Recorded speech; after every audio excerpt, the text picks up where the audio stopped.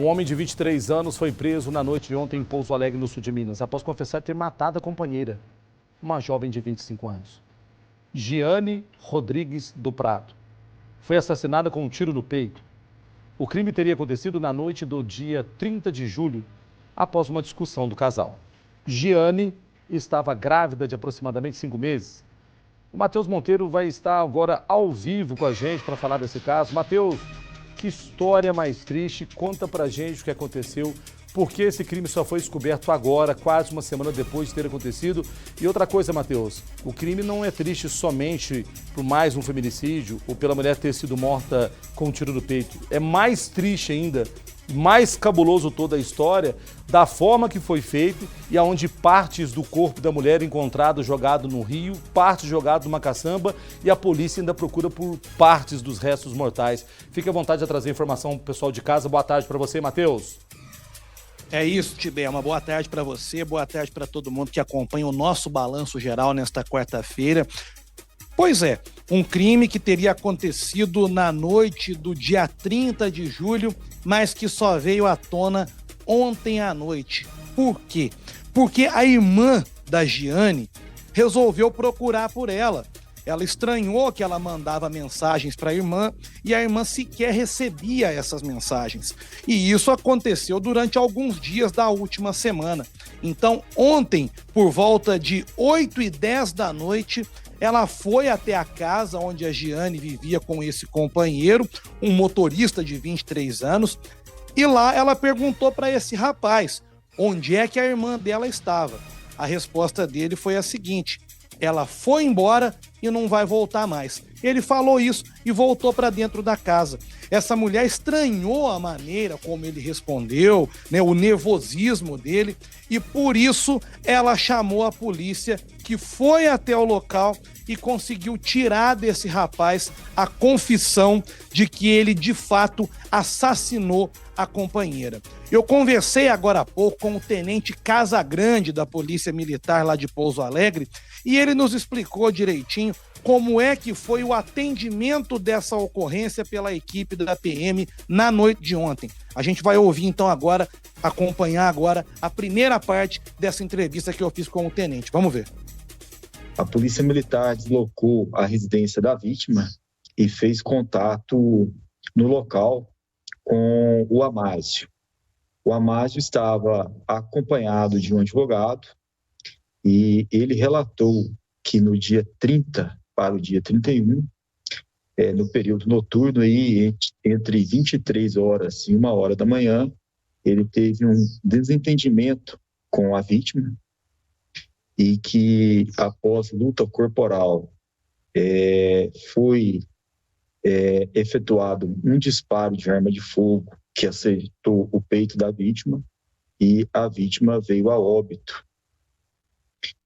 E ele, após este fato, ele teria ocultado o corpo da vítima aí. Nesse contato que a Polícia Militar fez com esse rapaz, ele contou que eles tiveram essa discussão, né? Que uma discussão motivada aí por problemas de casal, ele não quis entrar em detalhes sobre quais seriam esses problemas, e que aí ele foi dormir no outro quarto. E que em determinado momento da noite, a Giane teria ido até esse quarto, chutado a porta e abordado ele com uma arma. Ele disse para a polícia que foi para cima dela para tirar essa arma da direção dele, para que ele não fosse atingido. E que nesse momento a arma acabou disparando. O tenente fala sobre isso também. Ele não relatou que o disparo foi acidental, não. Ele relatou que o disparo foi na luta corporal, que a mulher teria chutado a porta do quarto onde ele estava, adentrado e apontado uma arma de fogo para ele, tipo revólver. E na luta corporal, entre os dois, a arma veio a disparar e acertar a vítima, a mulher de 25 anos. Bom, ele disse isso para a polícia, né, que foi nessa luta corporal e tal. Havia até uma informação de que esse disparo teria sido acidental, segundo ele, mas pelo que o tenente fala, foi ali no meio da briga ali, pelo que ele conta, né? Não tem como ouvir o outro lado da história. É claro que isso é muito suspeito, tanto é que esse cidadão foi preso. E aí, quando ele confessou tudo o que havia acontecido, ele disse o seguinte, que depois desse tiro, ele percebeu que a jovem tinha morrido ali no local e que então ele resolveu dar fim no corpo. Que primeiro ele levou para o quintal da casa, onde ele queimou esse corpo, depois ele pegou parte do que ele havia, parte ali do corpo dela, colocou dentro de um saco e jogou dentro de uma caçamba. Nessa caçamba, ele disse que jogou o celular da vítima e também a arma utilizada no momento do crime. E que horas depois também ele pegou o restante ali do corpo da vítima que havia sido queimado e levou para as margens de uma lagoa na entrada do bairro Portal do Ipiranga, lá em Pouso Alegre. E agora a polícia faz buscas para encontrar o restante do corpo da vítima. Por quê? Pelo que a polícia relata, uma parte ficou ali no lixo. Inclusive, a polícia teve acesso a imagens de uma câmera de segurança que registraram o momento em que o caminhão de lixo passou e esse saco que ele havia jogado ali na caçamba foi levado. Outra parte, os policiais encontraram ali dentro de um saco nas margens da lagoa, que a gente vê aí na imagem, inclusive apareceu há pouco esse saco, onde estão, segundo apontou um levantamento pericial preliminar, partes do corpo. E agora eles solicitaram aos bombeiros que façam buscas também na lagoa. Vamos ouvir o tenente mais uma vez. Depois que ele percebeu que ela estava morta, ele ocultou o corpo da vítima, né? Foram realizadas diligências na data de ontem para tentar localizar o corpo da vítima aí em alguns locais aqui da cidade de Pouso Alegre, indicados por ele mesmo. A perícia técnica esteve na residência do autor, realizou os trabalhos de praxe e depois ela retornou novamente nesses locais aonde ele apontou que ele havia deixado o corpo da vítima. Foram recolhidos materiais aí pela perícia, estão sob análise e na data de hoje as diligências prosseguem aí para localização do corpo da vítima, né? Temos equipes da Polícia Militar e do Corpo de Bombeiros Militar realizando diligências na data de hoje aí para localizar o corpo da vítima. De bombeiros e também da polícia para ver se mais partes desse corpo foram encontradas, né, Tiber? Isso. Ô, Matheus, deixa eu falar uma coisa pra você aqui, muito importante. Primeiro que você falou muito bem aí, que isso aí foi uma fala dele, que na luta corporal tinha matado ela e tal, e a gente não consegue, logicamente, ouvir outra parte. E se isso realmente fosse verdade, ele teria buscado ajuda de alguém, polícia, bombeiro, porque entrou em luta corporal e a arma disparou. Na verdade, ele fez questão de dividir o corpo dela em várias partes, pôr fogo e jogar em um monte de lugar. Agora, Matheus, você falou sobre uma briga do casal ocorrida na noite do dia 30 de julho. A polícia já sabe o que motivou essa briga que acabou resultando nesse assassinato dessa jovem e, segundo a versão do rapaz, ela teria chutado a porta e apontado uma arma para ele? Olha, Tibé, pelo que ele relatou, pelo menos na conversa em que ele teve com o próprio tenente que nos deu a entrevista, disse que apenas foi uma questão de casal, uma briga de casal, problemas relacionados à relação deles. Só que a polícia ouviu vizinhos ali que disseram que eles vinham brigando há muito tempo. Eu questionei o tenente também sobre registros policiais dos dois. Ele disse que em relação ao casal, havia apenas um registro numa situação em que ela teria tentado agredir esse rapaz e que os dois não tinham nenhum outro antecedente criminal, o que chama muita atenção, né? Principalmente em relação a essa arma que estava dentro da casa. De onde surgiu essa arma? Vamos ouvir o tenente mais uma vez? Do que foi apurado ontem, o autor, ele tinha um emprego regular, devidamente registrado, não tinha antecedentes criminais.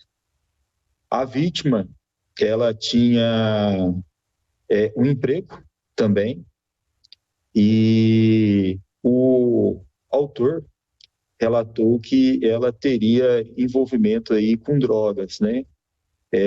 Não especificando se ela seria usuária ou se ela traficava. Segundo o autor, ele relatou que foi a vítima que apareceu com essa arma, né? Então, assim, como a gente não tem a versão da outra parte, né? Então, a versão que a gente tem, que pôde ser apurada, é a versão que o autor apresentou, que diz que a vítima teria aparecido com essa arma lá. Isso que é importante destacar, né? Tibé falou, o tenente reforçou agora. É a versão do suspeito. Ele diz que essa arma apareceu lá, ele diz que a vítima levou a arma, ele diz que a vítima tinha envolvimento com drogas, mas a polícia já esclareceu. Não há nenhum registro de envolvimento de nenhum dos dois com o mundo do crime. Vale lembrar que a Giane era balconista, né, e o suspeito trabalhava, pelo menos até o momento trabalhava, né, agora ele está preso, como motorista. Uma última pergunta que eu fiz para o tenente foi se, durante o depoimento, enquanto ele era ouvido pelos militares que atenderam a ocorrência, ele demonstrou algum tipo de arrependimento. Olha a resposta do policial. Ele relatou os fatos, né, na medida que a gente ia perguntando para ele, e ele estava na presença do advogado. Ele relatou o que ele conseguiu relatar, né, de forma bem tranquila. Na conversa que ele teve comigo, ele não demonstrou arrependimento. É isso, Tibé. Aparentemente relatou tudo com certa tranquilidade, falou que só ia conversar com os policiais quando o advogado chegasse, o advogado chegou, ele relatou tudo com frieza e, segundo o policial que esteve frente a frente com o suspeito, ele não demonstrou arrependimento. Tibé. Muito bem, obrigado, Matheus, por todas as informações, obrigado ali ao policial militar, o Casagrande, explicou direitinho para quem está em casa. Qualquer novidade, com certeza o Matheus Monteiro vai trazer hoje às 18 horas no Cidade Alerta, com muita excelência, trazendo informação. É um caso que deixa a gente assustado pela forma que foi feito, né, Matheus? A gente está todo mundo assustado com isso, porque a gente mostra feminicídio todos os dias. Mas com essa frieza do rapaz, o corpo sendo dividido em várias partes, assim, sendo queimado no quintal, jogado na lagoa, jogado na caçamba, e até agora a polícia procurando. Nossos sentimentos aos familiares, né, dessa moça aí, Matheus, que deve estar num desespero total. Ah, certamente, né, Tibé, a família desolada.